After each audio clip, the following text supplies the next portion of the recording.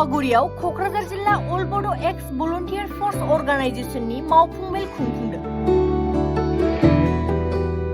गसाइगाव महकुमानि सिङाव थानाय दावागुरियाव दिनै क'क्राझार जिल्ला अल बड' एक्स भलन्टियार फर्स अर्गानाइजेशननि मोनसे मावफुं मेल जानानै थाङो।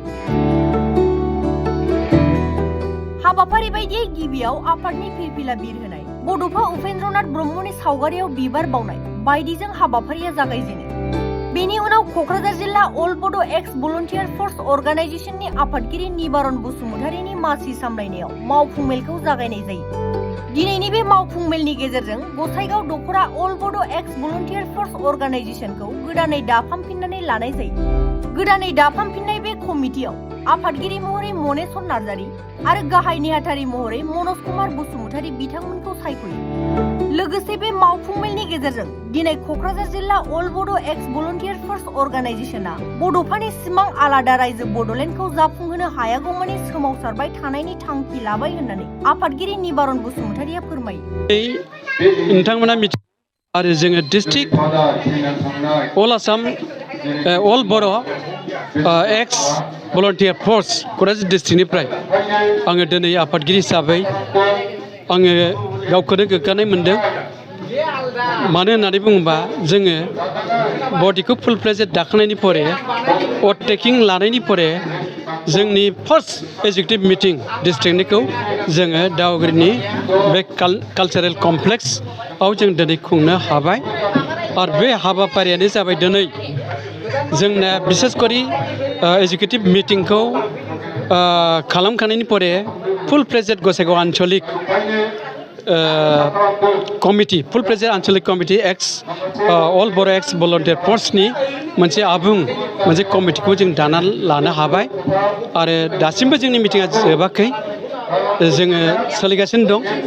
दा बे हाबाफारिया आपातत दिनै जों बेखिनि आरो परबर्तियाव नोंथांमोना जोंखौ मा रोखोमनि प्रेस मिडियानि गेजेरजों कुइसन खालामगोन बेयाव जों मिथिनो लुबैदों आरो बिनि एन्सारखौ जेसेबां हायो जों होनो नाजागोन आरो।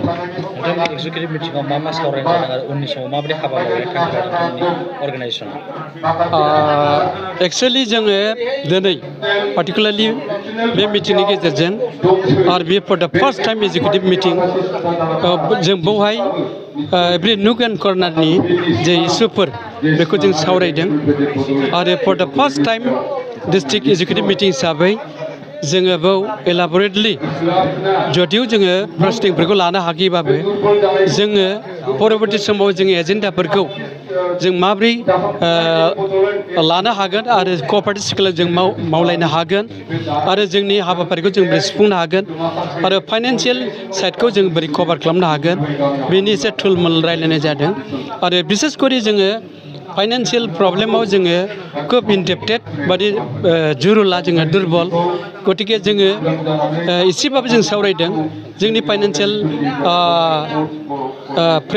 माबाखौ उइकनेसखौ जोङो जोंनि मेम्बारनि गेजेरावनो आरो जोंनि जायफोर वेल उइचारफोर दङ जों बेफोरनिफ्राय जखन जोङो मेल मिटिं खुंगोन जोङो एफा एफा सान्दा खांलायनानै बे मेलफोरखौ जाफुंनो हायो। रायजो राजाफोरनि सहाय सहयोगिता हेफाजाब मददनि गेजेरजों बेखौ खालामनो हायो। जों बे रोखोमनि हाबाफारिखौ बा रेजुलेसनखौ जों प्रस्ताबखौ लानाय जादों। आरो बाखि फैगोन समाव जोङो जोंनि आन्दलनखौ जों माबोरै लांगोन, मानोना आन्दलनखौथ' खालामनाय जाया, बियो समजों फैयो। आखादे सासे स्कलार बुंदों बार्किया, रिभलिउसन आर नट मेड दे काम। रिभलिउसनखौ आन्दलनखौ बानाया, बे फैयो। जोंना अल बर' स्टुडेन्ट इउनियननि दैदेननायाव आरो जोंनि बड'फा उपेन्द्रनाथ ब्रह्मनि जे सिमां, दा बर'फोरनो आलादा बर' रायजो नांगौ, बिनि सोमावसारनायखौ जोङो जरदारि 1987निफ्राय जोङो खालामबोदों। आरो बै समनिफ्रायनो जोंनि बे BF भलन्टियार फर्स बियो जोनोम जादोंमोन, बियो बेरखांबोदोंमोन।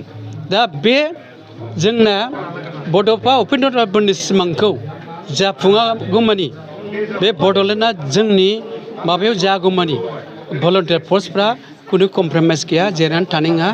आरो जोङो हाबाफारिखौ लायै लायै वान आफ्टार एनादार जोङो प्रग्रामफोरखौ लागोन आरो बिनि हाबाफारिया टटेलि डेम'क्रेटिक प्रसेसजों थांगोन बे खुनु भायलेन्स जानाय नङा बे इन्टेलिजेन्टलि एभ्रि इसुसफोरा इन्टेलिजेन्टलि डिल जागोन आरो जोंनि प्रब्लेमफोरा गुबै प्रब्लेमफोरा रिजल्भ जागोन स्कलारलि कलम आरो पेपारनि गेजेरजों जागोन बहुत दावहा जुद्ध हाथियारजों जानाय नङा गतिके जों आसा खालामदों जोंनि बे